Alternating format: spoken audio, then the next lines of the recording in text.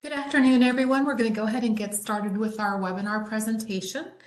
Everyone, welcome to our webinar on reviewing applications for ballot by mail, federal postcard applications, and the cancellation of these applications. My name is Heidi Martinez, and I'm the Managing Attorney for the Elections Division here at the Secretary of State's office. This webinar is going to provide a broad level overview of these applications and what the early voting clerk should consider as they review and process these applications.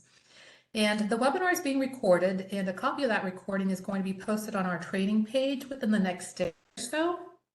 Also, if you have any questions during the presentation, please go ahead and post those in the chat box, and my colleagues Sarah and Andre will try to answer as many of those questions as possible. So before we begin, we'd like to alert you to some of the resources our office has available that will be helpful to you as you review and process applications for ballot by mail. And those are going to include your ABBMs, or your applications for ballot by mail, and your FPCAs, otherwise known as your federal postcard applications. So as always, we have these forms available in our forms manual. And this link here houses the forms that you're going to need as you review both of these types of applications. On the Conducting Elections page, you're going to find links to all of the advisories that we issue, including the May election law calendar. Our office recommends that you review that May election law calendar. Again, that's posted on the Conducting Elections page, and that calendar is going to help you keep up to date on the upcoming ballot by mail deadlines that you need to meet if you are the early voting clerk for your local political subdivision or your county. We also provide links to the Texas Election Code and the Texas Administrative Code, both which are pretty helpful, and you're going to be using those as well as you review and process those applications. So let's go ahead and briefly review which voters are eligible to vote by mail. So an individual is eligible to vote by mail in Texas if they meet one of the requirements that's listed on this particular slide. Now, we're not going to address each of the eligibility requirements that are listed on the slide, but would like to point out some of those reasons that you're possibly likely to see more often than others. So, for example, voters who are 65 years of age or older on election day, or those who have a disability, are going to qualify a voter to submit an annual application for ballot by mail or a single-use ABBM. So you're more than likely to see a lot of applications for ballot by mail coming from those two categories of voters. Now, if a voter expects to be absent from the county during early voting and on election day, they can also submit a single-use ABBM. Similarly, voters who are military members and their dependents who are outside of their home Texas county, they can also submit an ABBM or a federal postcard application. One thing to note is that if voters use an FPCA, they can request to have their ballots emailed to them. This feature is not available to voters who submit an ABBM. So again, that feature is only for FPCA voters. That is not a feature that's available to your ABBM voters. Another important thing to keep note of is that an annual application is valid for 1 year. And so if you're the early voting clerk and are receiving annual applications now, those applications are going to be effective until the end of this year, or December 31st. This means that those voters who have submitted a properly completed annual application should receive a ballot for every election that they are eligible to vote in for this year. And then similarly, a federal postcard application is also effective for an entire year. This also means that if you as the early voting clerk receive an FPCA now, it's going to also be effective until the end of this year, or again, December 31st. That is, of course, unless the voter cancels their FPCA or their annual ABBM, and we'll touch on cancellation procedures a little later on in this presentation. So we are now going to go ahead and review the ABBM box by box. We'll walk you through the entire application. And during the review, we're going to point out some of the important issues early voting clerks are going to need to be aware of so that the applications can be properly reviewed and processed.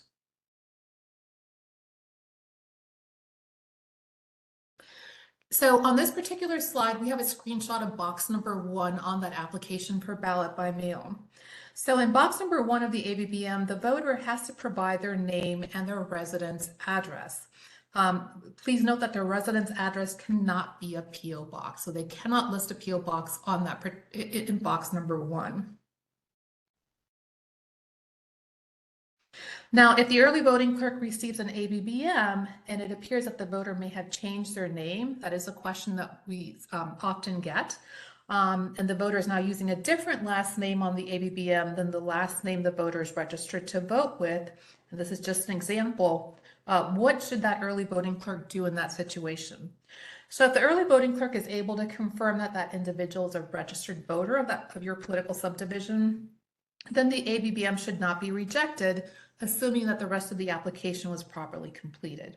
However, if possible, you as the early voting clerk should advise that voter that there may be an issue later when that early voting ballot board, otherwise known as the EVBB, reviews the name on the carrier envelope and compares it to the name on the list of registered voters. And there's always a possibility that the ballot board will reject that ballot because of the issue involving the name. So if possible, the early voting clerk should go ahead and contact that voter if you have this type of situation arise and have that voter update their information as to the name change on their voter registration. And once that's updated, then the early voting clerk can go ahead and process that ABBM.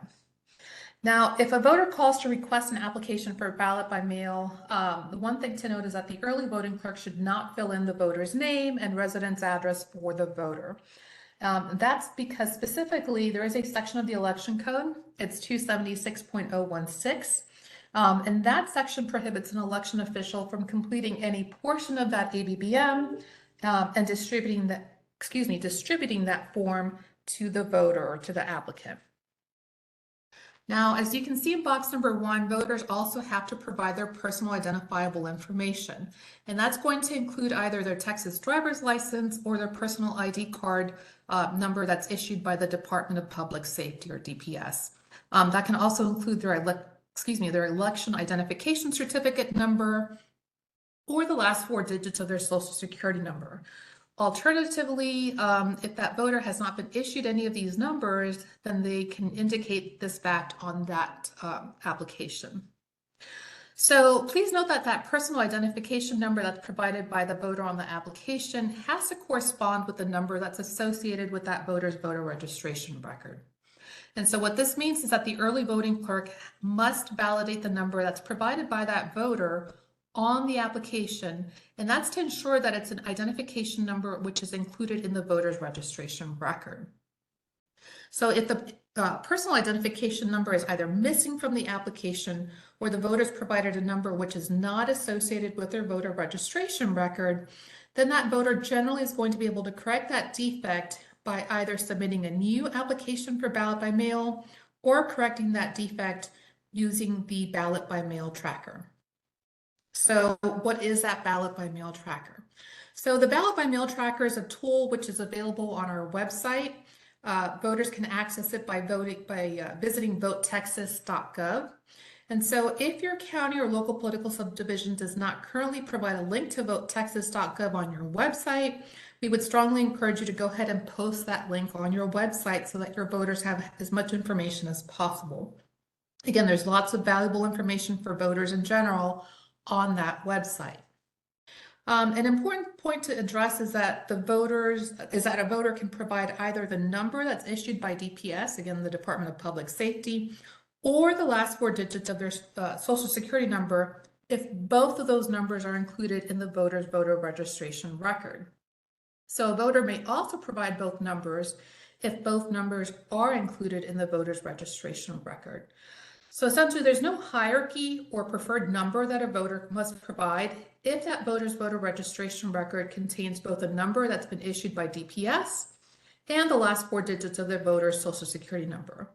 And once that voter's identity has been verified due to the provided number matching their voter registration record, that ABBM should continue through the general review process. So as a reminder, the requirements to verify a voter's personal identification information with their voter registration record is going to apply to all elections, and that's regardless of whether a political subdivision contracts with the county election officer to conduct the election on its behalf. So we may have some of the local political subdivisions with us today that are conducting their election this May and that are not contracting with the county for election services. And in that case, you may very well be conducting early voting on your own. So when the county election office forwards that list of ABBM and FPCA voters along with copies of their those mail ballot applications, the county must only forward those applications for which the personal identification and information provided on that ABBM or FPCA matches the information in the voter's voter registration record.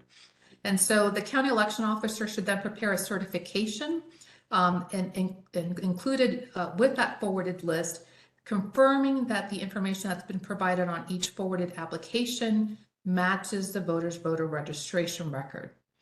Now, if you are the early voting clerk for your local political subdivision and you do not want to rely on the county certification, you as the early voting clerk can coordinate with the county election officer to determine perhaps a date and time where you can go to the county's office to validate that information on the ABBM and FPCAs with the voter's voter registration record with the county. Now, alternatively, if a local entity receives an ABBM or FPCA directly from a voter, and you may, if you're the early voting clerk for your local entity, you as the early voting clerk are going to need to make arrangements with the county election officer to verify that the information that's provided on that application essentially matches that voter's voter registration record. Now, that verification can be made over the phone or in person before the early voting clerk sends that voter's balloting materials. And verification of personal identification information should be confirmed on a separate document. So we recommend doing this on a separate document, or you can also do it directly on the ABBM, as long as the notation doesn't obscure any of the voter's markings. So please, if you do it directly on the ABBM, just make sure that you're not obscuring or writing over any information that's been provided by that voter on that application. And then the notation should indicate that that verification occurred and then include the date of verification in case there's ever any question later on about whether that process was done. You have that information to rely on. Now, some of the corrective action processes can be done using the online ballot by mail tracker that we've discussed or that I just touched on a little while ago. And that's updated using the statewide voter registration database. Now, local political subdivisions like cities and school districts, just as an example, are not going to be able to make entries in the system. And so partnering with the county election officer or voter registrar is required if you intend to provide that tracker to your entity's voters. And so if you haven't already, we would highly recommend that you partner with the county so that your ballot by mail tracker is available to your voters. One important thing to point out here is that a voter can call the early voting clerk's office and ask what personal identification number the voter registrar has on file for that voter. And the voter can also ask to confirm the number listed, but the number should be provided by the voter, and the early voting clerk can confirm whether that number is accurate or not. The clerk should not provide any type of personal identification number from the voter registration record to a person that's over the phone. And if the voter provides an incorrect number while speaking to you over the phone, the voter registrar can tell the voter that the number is incorrect, but the voter registrar shouldn't read the number to the voter again over the phone. Now, if you can see from taking a look at this box, you'll notice that the voter can also include, for example, their voter registration number, their date of birth, email address, and telephone number. If the voter doesn't provide this information on the application, it's not fatal to the application, meaning that it's not grounds for rejection of that application. Providing that information is optional, but it is incredibly helpful to the voter to provide that information so that the early voting clerk has that in case there's ever any issues with that particular application.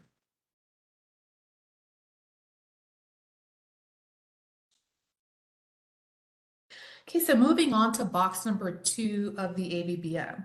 So in box number 2, the voter needs to indicate where they would like to have their ballot mailed to. And this will be either their residence address, which is that first box that's listed in box number 2, or to another address. So, for example, the voter could request to have their ballot mailed to their mailing address that's associated with their voter registration record. They can absolutely do that.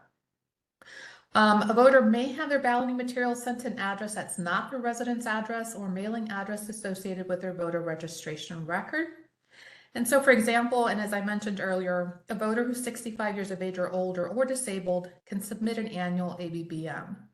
And if you have a voter that's voting by mail on the grounds of age or disability, and they requested that the balloting materials be sent to an address that is not their residence address or mailing address associated with their registration record, they're going to need to indicate whether that address is the address of a hospital, a nursing home, another type of long-term care facility, perhaps it's a retirement center or a family member that's related to that voter within the second degree of affinity, which means by marriage, or the third degree of consanguinity, which means by blood. And so if you take a look on the application, you'll see that they have that option to mark what type of address it is. Now, if the voter is voting by mail due to being out of the county of residence, then that voter is going to need to provide an address outside of that county. And if the voter does not provide an address outside of the county, then that generally is going to be grounds for rejecting that application. If the voter is confined in jail, so you may have a voter voting by mail because they're confined in jail, that address is going to need to be provided, or the address that needs to be provided, is the address for the jail or person who's related to that voter within the second degree of affinity or the third degree of consanguinity. And then lastly, you may have a voter who is involuntarily civilly committed. And if that is the case, then the address that needs to be provided on the application is going to be the address of the facility that is operated by or under contract with the Texas Civil Commitment Office. Alternatively, it can also be a person that's related to that voter within the third degree of consanguinity.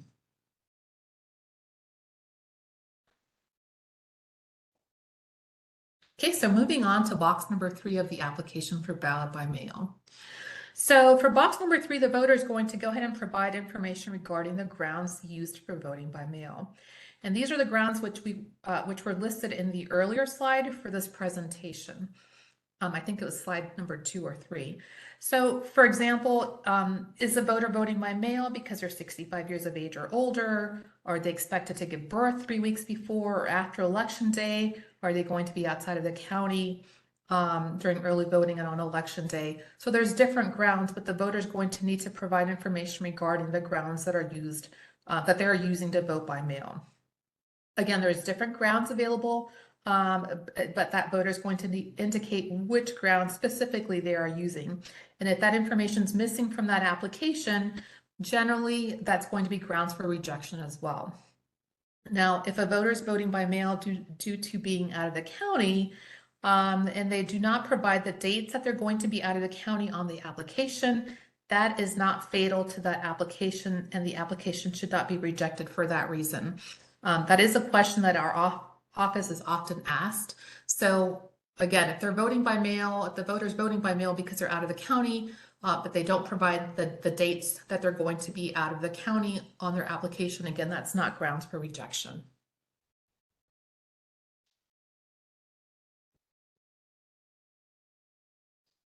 Okay, so we're going to go ahead and move on to box number 4. And then in this particular box, the voter has to indicate which election or elections they would like to receive a ballot for. Now, there are some exceptions to this. So, for example, you could have a voter use a single-use ABBM requesting a ballot not just for the main election, but also requesting a ballot for the resulting runoff election. So even though it's referred to as a single-use ABBM, the early voting clerk could receive an application where that voter has requested a ballot for the main election and the runoff election. And if they do that, that is perfectly fine. They can go ahead and request the ballot for both. But a ballot for the runoff election should not be mailed to that voter if that voter did not request a ballot for any resulting runoff on their single-use ABBM. This is particularly important for local political subdivisions who are with us today and who elect their officers by majority. So if you are a local political subdivision and you elect by majority, and you are the early voting clerk for your local political subdivision, this is an important thing to keep note of. Now, voters who have submitted an annual application can check the box indicating that they're submitting an annual ABBM. And if the voter doesn't select a specific election, but only checks this box and they're an annual ABBM voter, that's going to be sufficient.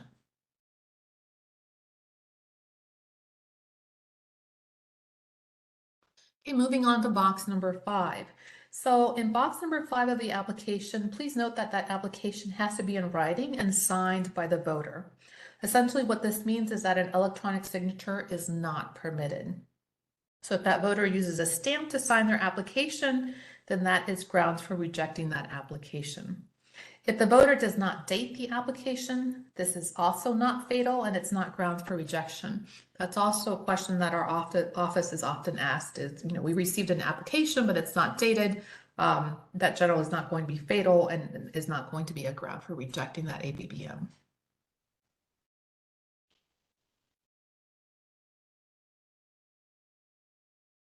Okay, moving on to box number 6.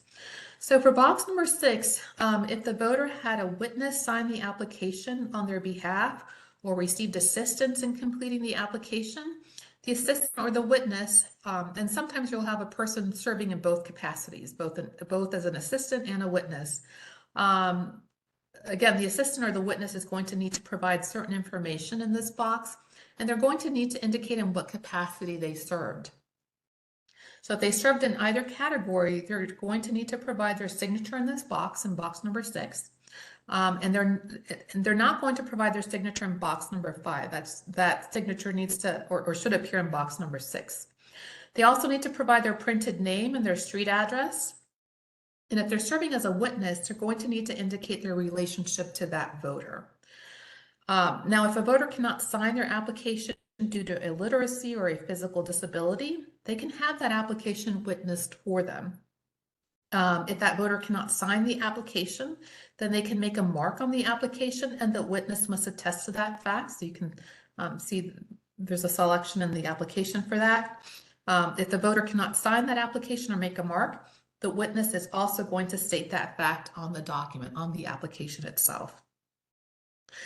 Generally, if there's a defect in the witness portion of box number 6, that will provide grounds for rejecting the application. Please note that that's not the case for assistance issues. And so if the application was properly completed and submitted, but there's a defect issue regarding the assistance portion of box number 6, generally that's not going to provide grounds for rejection. Now, if you're the early voting clerk and you believe you have a defect regarding an assistance issue and you're not certain how to proceed, please do feel free to send us an email or give us our office a call so that we can provide further assistance for you. The other thing to keep in mind here is that unless they are a close relative of the voter, for example, a parent, grandparent, spouse, child, or sibling, or an early voting clerk or deputy early voting clerk, a person can witness one single-use ABBM per election in a calendar year, or one annual ABBM for the entire calendar year. And the thing to keep in mind in regards to this is that a violation of this law is not going to invalidate the ABBM, but it is something to keep track of or keep in mind if you're the early voting clerk and reviewing these applications.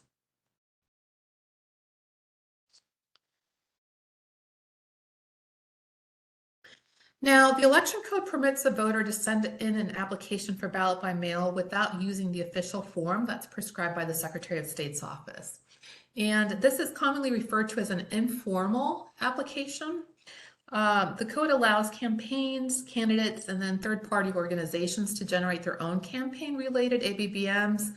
But in order for these informal ABBMs to be valid, they have to meet minimum statutory requirements under the Texas Election Code. And so for additional guidance on what information needs to be included on an informal ABBM, So for example, you may have a candidate or you may have an incumbent wanting to run for re-election and they want to distribute their own ABBMs. They can, but before they do that, we would recommend that they review and that you also review advisory number 2021-24, essentially to ensure that any informal ABBMs you may receive as the early voting clerk contains the information that's needed in order for you to be able to process that application. So often our office is asked how facilities such as jails and nursing homes or assisted living facilities can obtain blank applications for multiple voters. So these types of facilities can request ABBMs from our office, the Secretary of State's office, and we have expressed statutory authority to provide ABBMs to voters and organizations in reasonable quantities upon request. So if you have a jail reach out to your office or a nursing home or assisted living facility and they need several applications for their residents, feel free to direct them to our office. And again, we can provide those in reasonable quantities. They can also be directed to download the application by visiting votetexas.gov on the early voting clerk's internet website. And so the other thing I wanted to make note of is the fact that as an early voting clerk, you need to post that official application form for an early voting ballot on your internet website. And so if you don't have that posted on your website, you may want to go ahead and make sure that that's taken care of. So we recommend posting this next slide here somewhere where you will have it available if you're the early voting clerk, because it lists the different issues you're going to need to consider as you review and process these applications. So for example, one thing you'll need to keep in track of is, was the application received timely? Meaning, did you receive it by the 11th day before election day?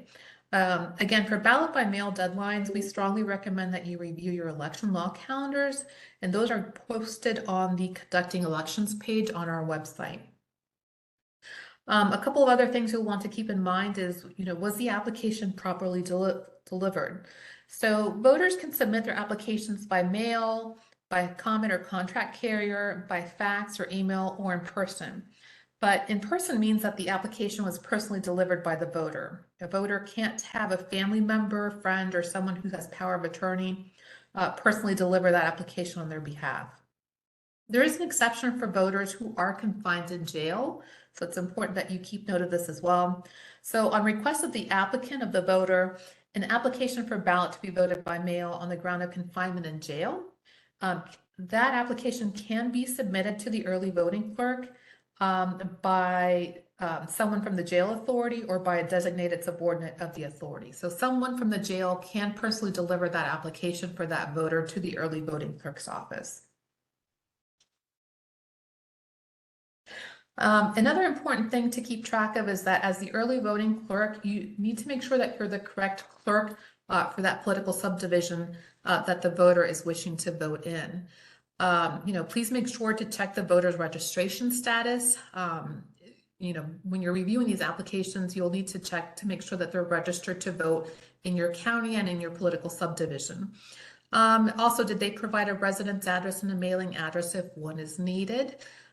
Did the voter provide the grounds for voting by mail? Because again, they have to indicate the ground that they're using to vote by mail. And then were you able to validate their personal identification number against their voter registration record? As a best practice, it's also recommended that you date stamp that application. And so if there's ever a question as to when the application was received or whether it was received timely, if you date stamped it, that's going to help you answer those questions should they arise.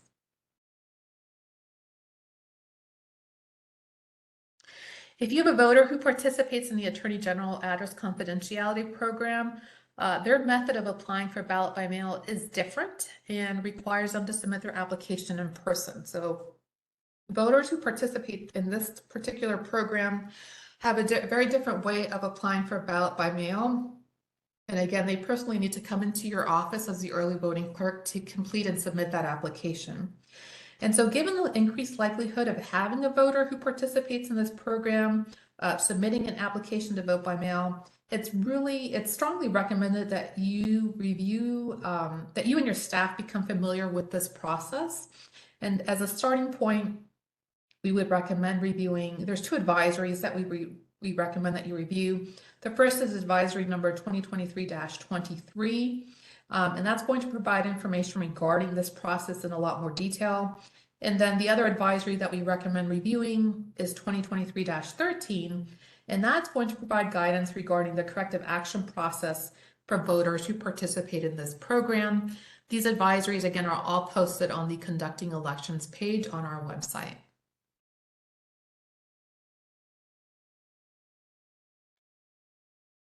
Okay, so please make sure that you're aware of which forms to use when you're reviewing and processing these ABBMs. So Form 6-2, which is the Notice of Rejected Application for Ballot by Mail, is the form that should be used to notify voters that they may come to the early voting clerk's office to correct a defect if there is a defect on that application. This form should be used by the early voting clerk if the defect on the application cannot be corrected using the Secretary of State's ballot by mail tracker. Again, that's that tool that we discussed earlier on, or that we addressed earlier on in the presentation, or if there are multiple defects in the ABBM. So you may receive an ABBM that has more than one defect. And if that is the case, this is the form that you're going to use to notify that voter that defect is 6-2. Now, if the reason for the defect was that the early voting clerk could not validate the DPS issued driver's license number, perhaps the personal identification card number, the EIC or election identification certificate number, or the last four digits of the voter's social security number, due to that voter registration record not containing that information, then the early voting clerk should also include a postage paid voter registration application to accompany this notice, so that that voter can add the numbers to his or her voter registration record. The voter can also update their voter registration information online at texas.gov. And updating that voter registration record is going to reduce the likelihood that any future ABBMs that are submitted by that voter will contain the identification information that cannot be validated against that voter's record.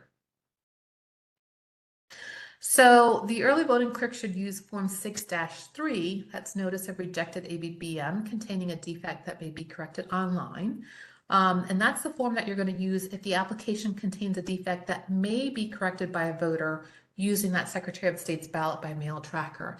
And that's why we recommend that if you're the early voting clerk for a local political subdivision and you're running the election on your own, that you reach out to your county or the counties in which you have a footprint in, to talk to them about entering your voters' information into the statewide voter registration system so that your voters have the benefit of using this ballot by mail tracker.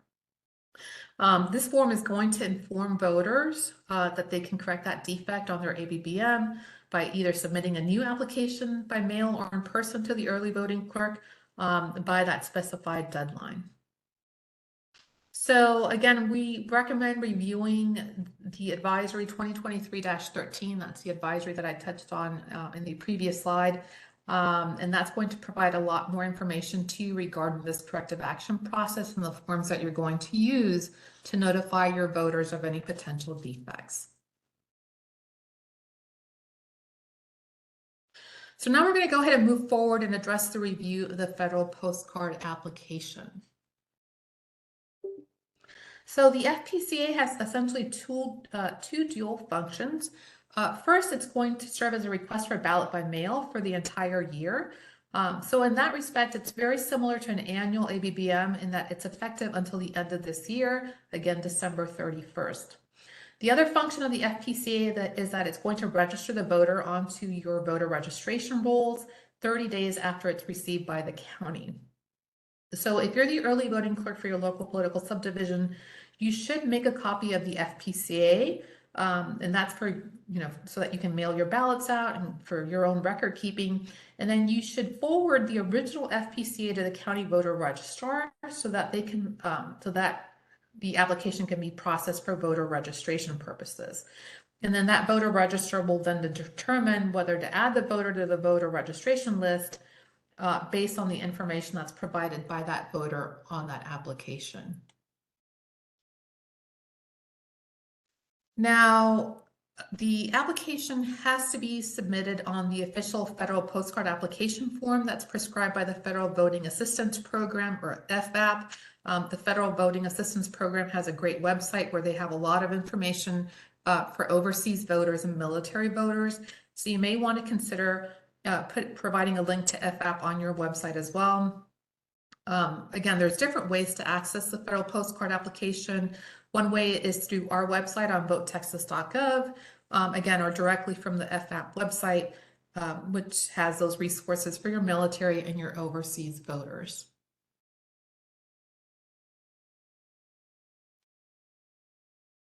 Okay, so starting with box number 1 on the federal postcard application. So in box number 1, there's certain information that voter is required to provide, starting with the category that's best described, that best describes their situation. So meaning, are they a member of the military or dependent of a military voter outside of their Texas home county?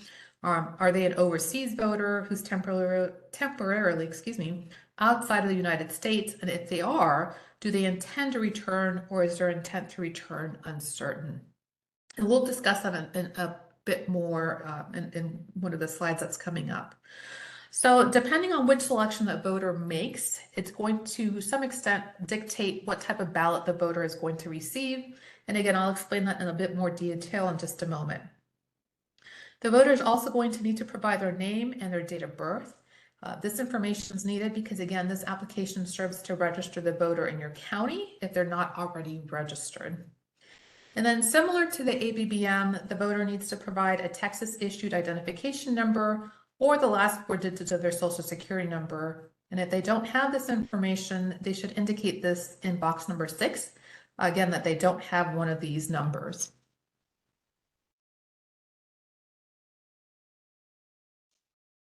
So as I mentioned in the previous slide, voters are going to need to select one of the particular categories in box number 1 of the FPCA. If you don't have a copy of this slide posted somewhere readily available in your office, we would encourage you to do that as well. As mentioned earlier, which selection the voter is going to make is going to generally dictate what type of ballot the voter is going to receive. So what do we mean by this?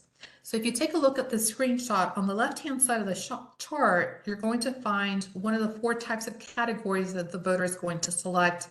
And then on the right-hand side, you're going to see information on what type of ballot the voter will be eligible to receive and whether the application will serve to get that voter registered in your county.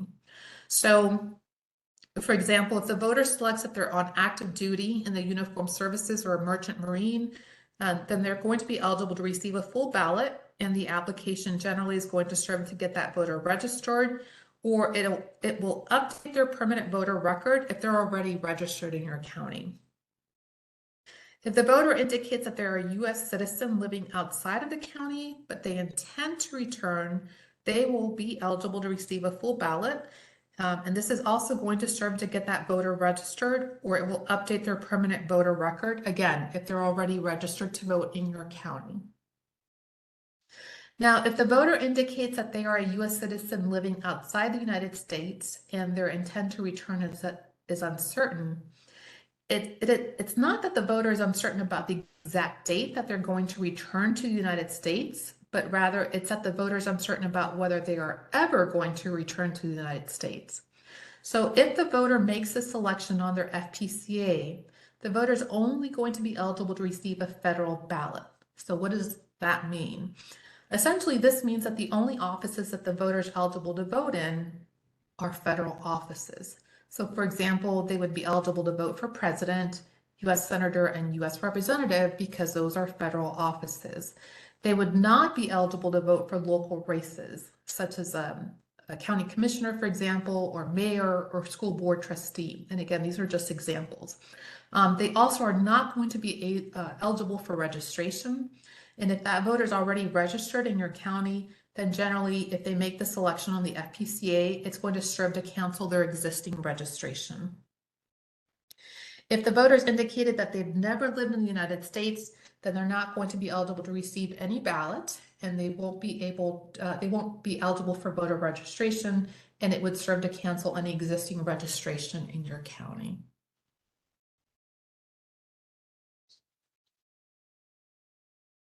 Okay, so moving on to box number 2. So in box number 2 of the FPCA, the voter is going to provide information on what address within the United States they are registering to vote at. So that's going to be their residence address within the United States and here in Texas. And they need to provide their street address, so they cannot use a PO box.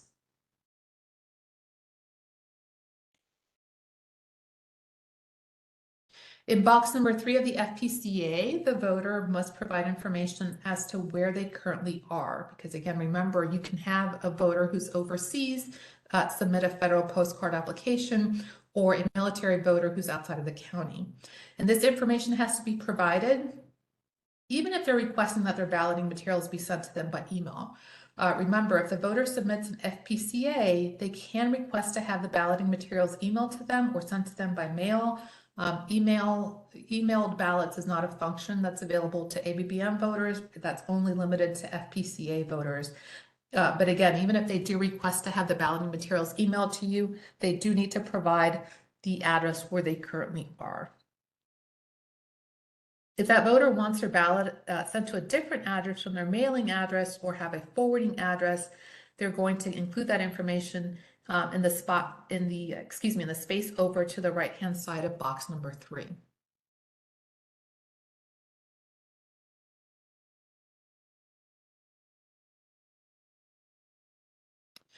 Okay, moving on to box number 4.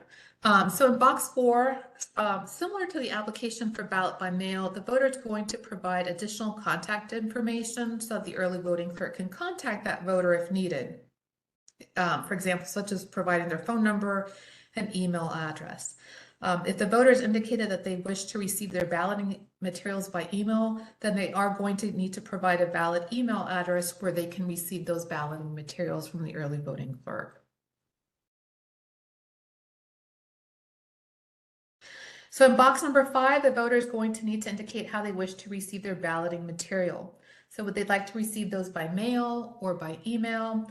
And at this point, because the primary election took place last year, if the voter does not indicate which primary election they would like a ballot for, this is not going to serve to reject that application. So at this point, that information is not needed on that FPCA.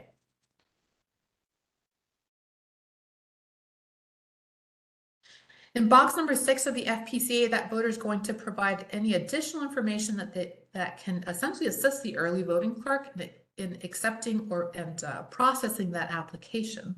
So for example, if the voter's balloting materials need to be forwarded for some reason, they can provide additional information regarding that forwarding in this box. And if the voter does not possess one of those personal identification numbers that were referenced earlier on in the presentation, they can also indicate this information in this box. So this box, again, can be used for that voter to provide any additional information to the early voting clerk that might be helpful.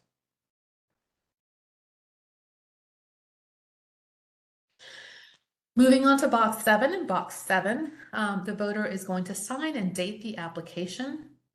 Very similar to an ABBM voter, if a voter is not able or unable to sign their name due to a physical disability or illiteracy, the voter who cannot sign can go ahead and affix their mark to that application, and the application has to be witnessed.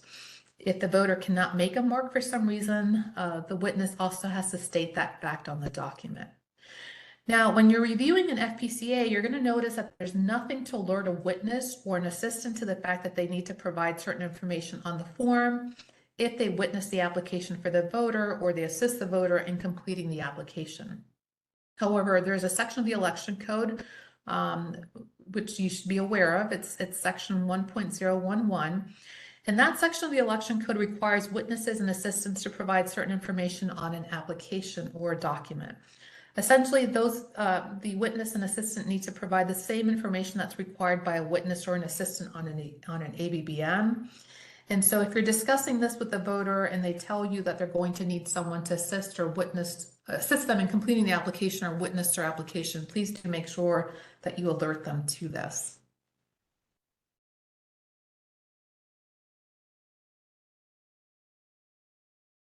I think this is another slide that might be helpful for you if you're the early voting clerk to print up and have readily available in case you receive questions, or just to give you an idea of what type of ballot the voter is entitled to receive depending on when the application is received. So starting with the first bullet point, a voter is entitled to receive a full ballot. This means a ballot that contains federal and non-federal offices. If that application is submitted to the early voting clerk on or before the 20th day before Election Day, and the application contains all the information that's needed for voter registration. So you may have a voter who's not yet registered to vote in your county. And again, if they submit the application before the 20th day before Election Day, they're going to be eligible to receive a full ballot. The voter is also going to be eligible to receive a full ballot if that application is submitted after the 20th day before Election Day and by the 11th day before Election Day, and if the voter is already registered to vote in your county.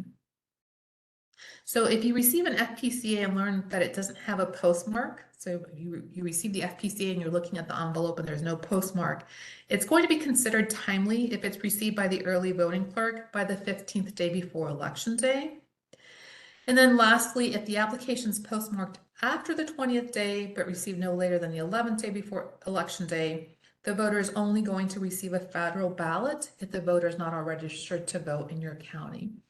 And so, as you can see, there's a lot of information on this slide, and it's going to be very dependent on when that application is submitted. That's why we recommend printing up the slide and having it somewhere available. And to some extent, we also address a lot of this information in our election law calendars, which is why we strongly recommend that you review those as well. Okay, so let's briefly discuss canceling an application for ballot by mail.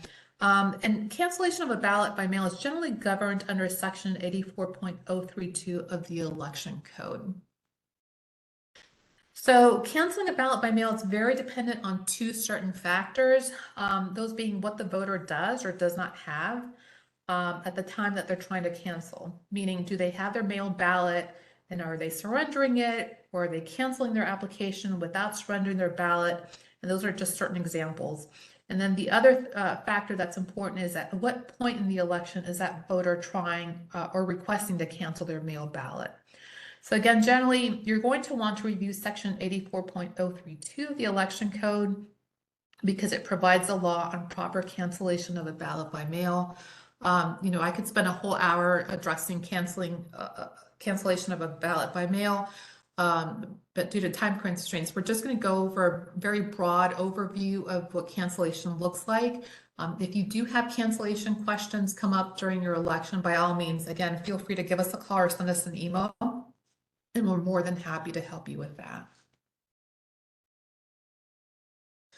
So when a voter requests to cancel their ballot by mail, you are going to want to make sure that the voter uses the correct form depending on where and when that voter is trying to cancel.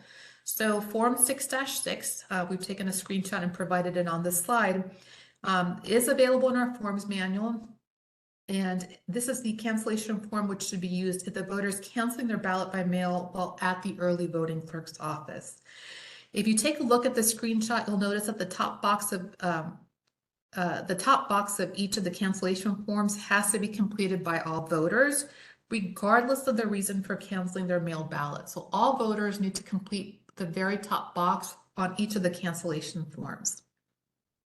So Form 6-6 is the form that can be used if the voter indicates that they either not received their mail ballot, that they did not apply for a ballot by mail, they received a notice of a carrier defect, or they indicate that they did not mark their mailed ballot, or they're just wanting to cancel their annual ABBM or FPCA. So sometimes you may have a voter submit an annual ABBM or FPCA and then decide, I've changed my mind, I don't want to vote by mail, I want to vote in person.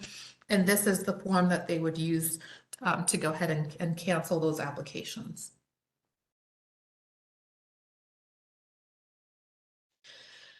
Form 6-7 is the next form that we have on this particular slide. And this form is also available in our forms manual and is the cancellation form which should be used if the voter is canceling their ballot by mail at a polling place. So similar to Form 6-6, the top box in Form 6-7 also has to be completed by every voter.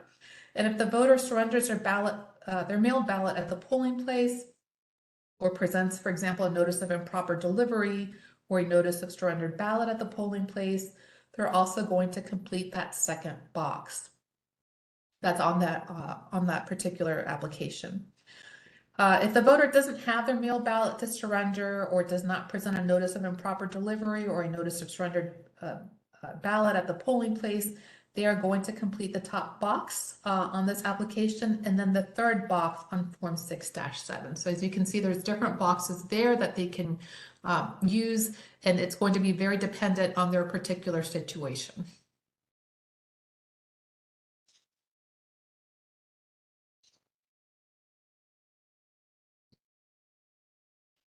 So an important thing to keep track to keep note of is that under section 84.035 of the election code, an election judge can permit a person to whom an early voting ballot's been sent and who cancels that person's application but fails to surrender their mail ballot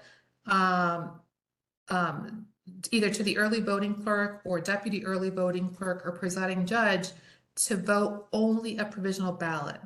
So what essentially does this mean?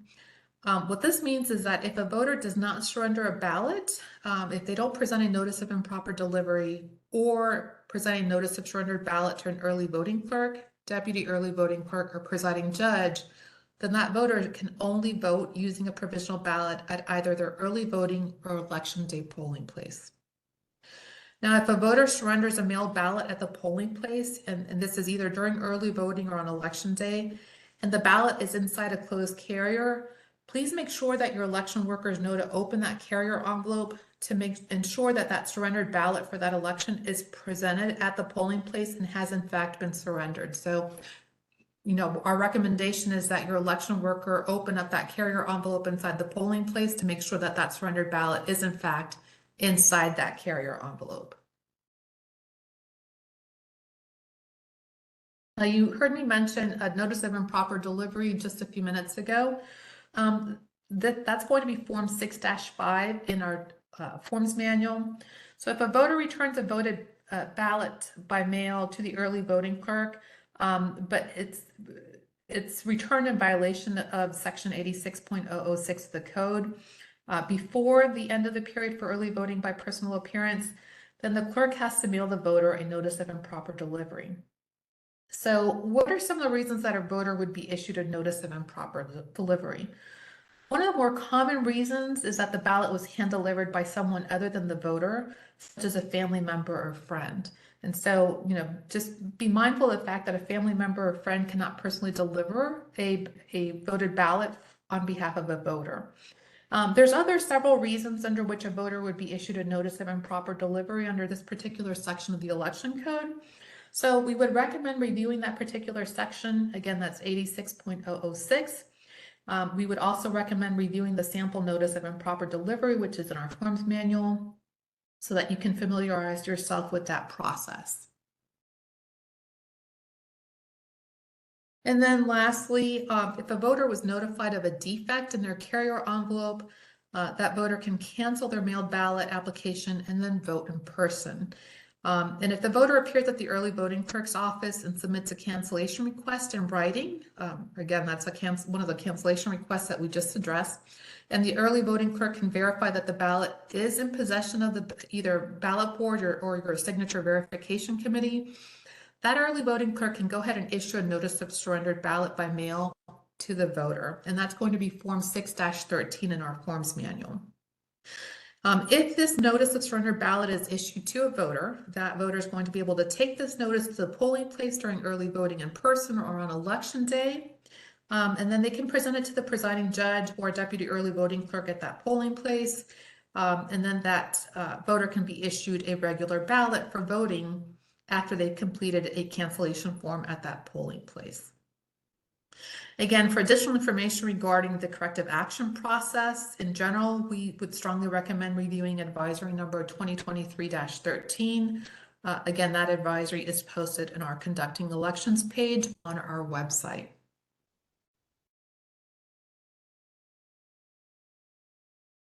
So I know we've covered a lot of material during the 50 minutes or so on this presentation, and we'd like to go ahead and thank you for attending our webinar presentation today. We also wanted to let you know that we are having a webinar this Thursday, February 27th at 2 p.m. on the management of ballots by mail. So if you're the early voting clerk and would like to learn more about the management of your ballots by mail, we would encourage you to attend that webinar this Thursday at 2 p.m. Again, if you were not able to be with us today for the entire webinar, we are going to post a recording of this webinar on our training and educational resources page within the next few days. As always, if you have any questions regarding the review of your ballots by mail, you can always reach the Elections Division by phone or by email, and we're always happy to help. Thank you so much for your time today, and enjoy the rest of your afternoon.